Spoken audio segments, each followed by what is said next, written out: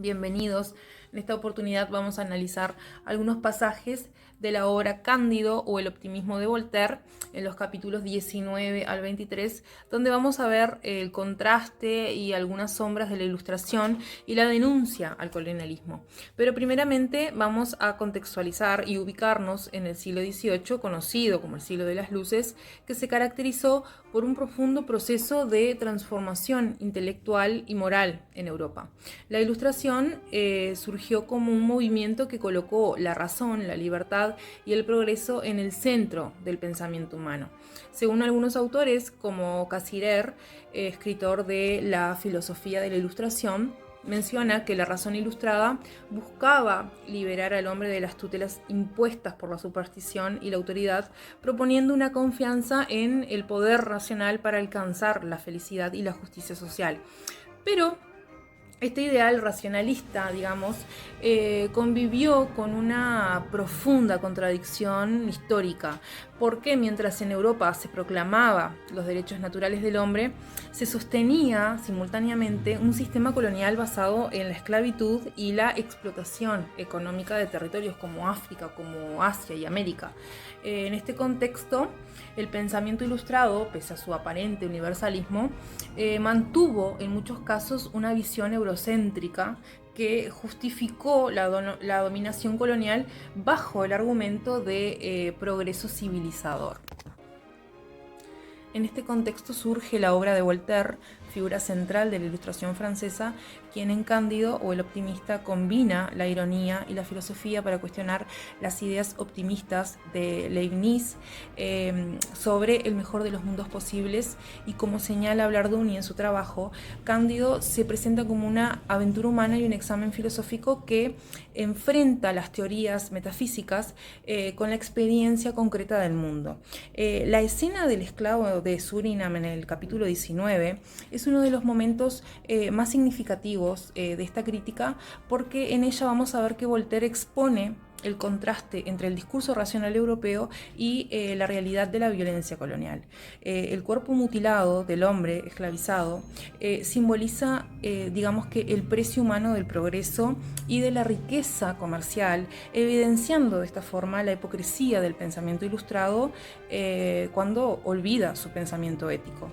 Entonces, al mostrar la miseria y el dolor del otro, Voltaire lo que hace es que transforma la sátira en una reflexión filosófica sobre los límites de la razón instrumental, que es aquella que justifica el mal en nombre del orden o de la utilidad.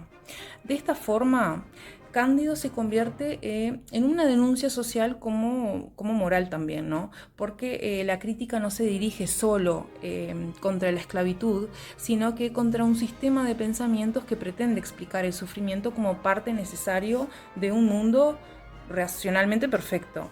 En el encuentro con el hombre esclavizado, el protagonista comprende que el optimismo teórico no resiste el contacto con la realidad, sino que el dolor humano desmiente toda justificación metafísica. Bueno, ahora vamos a centrarnos entonces en el capítulo 19, titulado De lo que les aconteció en Surinam, ¿no? Y de cómo Cándido conoció a Martín. En este punto de la obra, Cándido, ¿no? Y su criado, Cacambo, ellos llegan a Surinam, una colonia holandesa, ¿no? Después de haber pasado por varios lugares, entre ellos El Dorado, y innumerables desgracias. En este momento es en el que Cándido, todavía no de cierta manera aferrado al optimismo que es aprendido por no de su maestro Pangloss, se enfrenta en una de esas escenas que son como demasiado duras y, eh, y más humanas también del relato, ¿no? Que es el encuentro con el esclavo, el esclavo mutilado. Entonces, el episodio comienza con una descripción que combina un tono aparentemente simple, un tono aparentemente objetivo, pero que está cargado, ¿no? Con ironía, con un contraste moral. La voz narrativa, ¿no? Que en este caso la podemos decir que es heterodiegética, ¿no? Es decir, que no participa en la historia, ¿no? Que relata los hechos con una cierta distancia. Eh, pero que también no podemos confundir con el narrador con el autor, ¿no? Porque en este caso el narrador es una voz ficticia creada por Voltaire.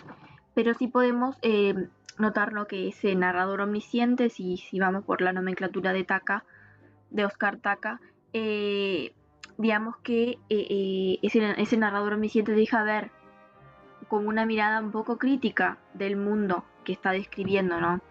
El tono del relato del esclavo es profundamente conmovedor, y no porque él busca como provocar lástima, sino porque la voz narrativa es como que se mantiene sobria, ¿no?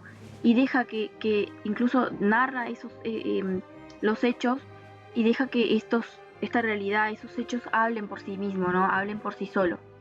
Entonces, cuando Cándido se encuentra con el esclavo, este le cuenta la historia, su historia, y dice: cuando trabajamos en azucareras y la muela nos pilla el dedo, nos cortan la mano. Cuando queremos huir, nos cortan la pierna. Me he visto en los dos casos. A este precio comen azúcar en Europa, ¿no? Esta frase nos dice, ¿no? Resume esa denuncia, ¿no? Esa crítica de Voltaire contra la esclavitud y contra la hipocresía, ¿no?, de ese progreso europeo. Y la ironía se hace evidente, mientras que en Europa se jactan, ¿no?, de su civilización y tal. Su bienestar depende ¿no?, de esa explotación de otros seres vivos, ¿no?, de otros seres humanos. Entonces, acá aparece uno de los contrastes más significativos de esta obra, que es la inocencia, ¿no?, y la bondad de Cándido frente a esa brutalidad de la realidad, ¿no? El protagonista, que aún tiene como que esas ideas optimistas de Pangloss,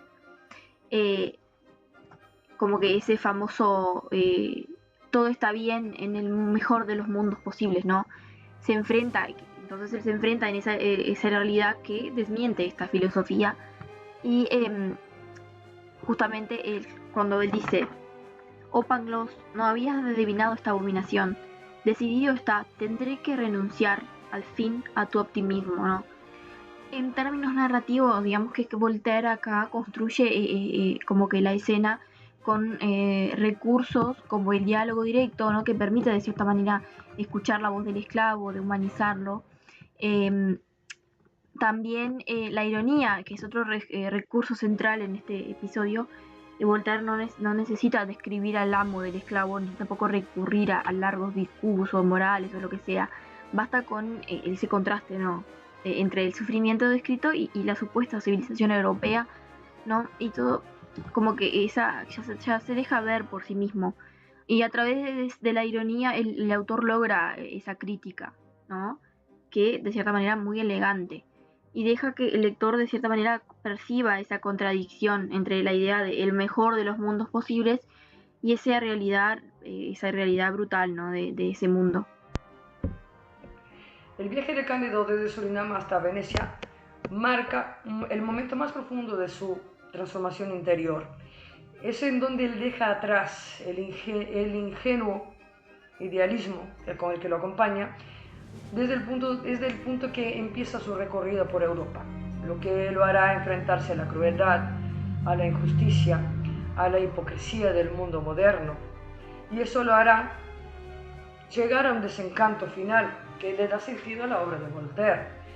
En Surinam, en su llegada a Surinam, Cándido experimenta ese choque brutal de realidad, en donde el idealismo que aún conservaba, ese idealismo ingenuo, se destruye por completo al encontrarse y conocer al esclavo mutilado, como explicó la compañera. Esos horrores de la esclavitud revela a Cándido el precio real de la civilización. Luego, sufre el engaño de un poder estafador y la indiferencia de la burocracia. En una cita en donde él menciona: la maldad de los hombres se presentaba a su espíritu con toda su repugnancia. Capítulo 19. En este capítulo, él muestra la avaricia y la corrupción como el pilar que sostiene el sistema social. Cándido comprende que la injusticia no es una excepción, sino una norma. En este contexto aparece Martín, que se hará su nuevo compañero de viaje. Martín ya tiene una visión más crítica, más pesimista, el cual se opone al optimismo ingenuo de Cándido, y será la clave para que el protagonista empiece a dudar de las ideas de Pangloss y será también el punto de inflexión entre la inocencia de Cándido y el inicio del pensamiento crítico. Luego, desde Surinam, Cándido decide partir con Martín hacia Inglaterra, en donde Inglaterra es considerada una potencia símbolo del progreso moderno. Pero lo que encuentra es totalmente lo contrario, y si encuentra violencia, encuentra absurdos. En medio de una guerra sin sentido contra Francia por tierras de Canadá, él presencia una ejecución de un almirante, el cual fue acusado de no haber matado suficientes enemigos. Entonces él cita: ¿y por qué lo han ajusticiado? Porque no mató el número de personas que debería matar. Capítulo 23. Es en ese punto en donde él ve que el pueblo celebra el espectáculo, toma esa ejecución como algo bello de ver, como algo normal. Es en donde él muestra cómo la razón se convierte en crueldad y la justicia se convierte en barbarie, ¿no? Eso lo deja profundamente perturbado. Entonces decide no desembarcar y sí continuar su viaje hacia Venecia en busca de su amada, en busca de reencontrarse con Cunegunda y recuperar el sentido de su vida. En este episodio revela el corazón del desencanto voltairiano, en donde Voltaire demuestra que las potencias europeas, que son ricas, son cultas, también son moralmente decadentes. La guerra, la vanidad y el poder sustituyen al ideal de libertad y la razón. Cándido se pregunta por primera vez ahí si el mundo realmente puede ser el mejor de los mundos posibles, la cual ve que no. En Venecia, llegando a Venecia, aparece para él como un refugio de esperanza en la ciudad. Pero el Cándido sueña con reencontrarse con su Cunegunda y con una vida más justa, pero lo que encuentra es una ciudad esplendorosa por fuera y vacía por dentro. Allí se reencuentra con Paquet, que era un antiguo amante de Pangloss y ahora vive como una prostituta, y cita así: así que usted puede concluir que soy una de las más desdichadas criaturas del mundo. Capítulo 24. Paquet simboliza la pérdida de la inocencia y la corrupción moral de una sociedad que se proclama civilizada. Luego Cándido visita al senador poco curante, el cual es un hombre culto, un hombre rico, sofisticado, pero profundamente aburrido. Es infeliz, es como que tiene todo pero al mismo tiempo no tiene nada. Venecia es el espejo de Europa. La belleza exterior no demuestra la decadencia interior. Cándido observa que el mundo moderno ha cambiado sus creencias, pero no va a cambiar su corazón. En conclusión, desde Surinam hasta Venecia, Cándido atraviesa un viaje de desilusión y aprendizaje. Es en donde todo lo que él pensaba e idealizaba es totalmente lo contrario. Y aprende a mantener sus principios, a mantener sus creencias, para mantenerse en rectitud. Descubre que la llamada civilización europea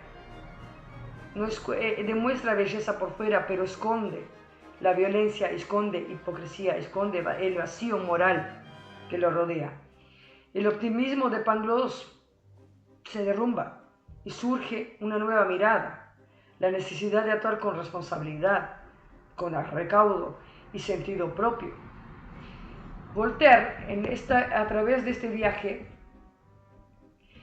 nos invita a reflexionar sobre nuestra propia modernidad, porque como aprenderá Cándido al final de su camino, la felicidad no está en los grandes sistemas, sino en cultivar nuestro propio jardín. Reflexionando sobre la crítica que Voltaire hizo en su obra y cómo ésta sigue teniendo una vigencia sorprendente en nuestros días. Voltaire fue un pensador que no solo cuestionó las ideas y dogmas de su época, sino que también denunció las injusticias y las ideas y las injusticias sociales de manera aguda. temas como la esclavitud, el racismo, la explotación laboral y el colonialismo económico que él criticaba, lamentablemente son cosas del pasado, pero siguen muy presentes de forma alarmantes en el mundo contemporáneo.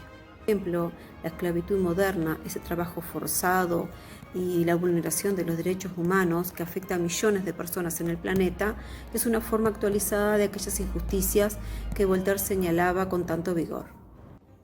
No es simplemente historia antigua. Hoy en día la migración forzada, la desigualdad extrema y la explotación continúan generando profundas heridas sociales. Esto nos lleva a preguntarnos qué nos dice Voltaire sobre nuestra responsabilidad ética ante estas situaciones. Voltaire nos invita a no caer en la ceguera de la ignorancia ni en la justificación de prejuicios que solo conducen a la opresión. En el siglo XXI su mensaje es una advertencia que permanece tan válida como entonces. Nos llama a cuestionar y a pensar con razón frente a la injusticia para no repetir errores y para actuar con conciencia y compromiso. Esto nos lleva a la enseñanza final de Cándido, donde nos dice que debemos cultivar nuestro jardín. Es una invitación a tomar una acción desde lo cercano y de nuestro entorno más cercano, más inmediato, para hacer frente a las adversidades con responsabilidad activa. Cultivar nuestro jardín es reconocer que aunque no podemos cambiar de inmediato todas las injusticias del mundo, sí podemos trabajar en construir una sociedad mejor desde nuestra posición, sembrando valores de justicia y de respeto. En definitiva, es un llamado a la acción concreta, a no quedarnos en la crítica pasiva, sino a transformar desde lo pequeño hacia lo grande. Finalmente, buscando estrategias didácticas que nos permitan abordar estos capítulos en la educación media, vimos que este fragmento del esclavo mutilado puede abordarse desde una mirada interdisciplinaria, vinculando literatura, historia y formación ética, permitiéndonos reflexionar sobre los derechos humanos, la herencia del sistema colonial y las desigualdades actuales, promoviendo en los estudiantes una lectura crítica del texto literario y del mundo en el que habitamos hoy. A través de esta lectura se puede invitar a analizar cómo las formas de explotación y de exclusión del pasado siguen teniendo resonancia hoy, impulsando así la empatía y el pensamiento reflexivo. Entonces, como una pregunta síntesis para finalizar nuestro trabajo, pensamos en qué precio estamos pagando hoy por el bienestar del mundo moderno. Esta pregunta nos invita a pensar que el progreso y la comodidad del mundo moderno no siempre son neutros. Detrás de muchos avances aún persisten formas de explotación, de desigualdad y de exclusión. Y la crítica de Voltaire sigue siendo así una advertencia ética para nuestro presente.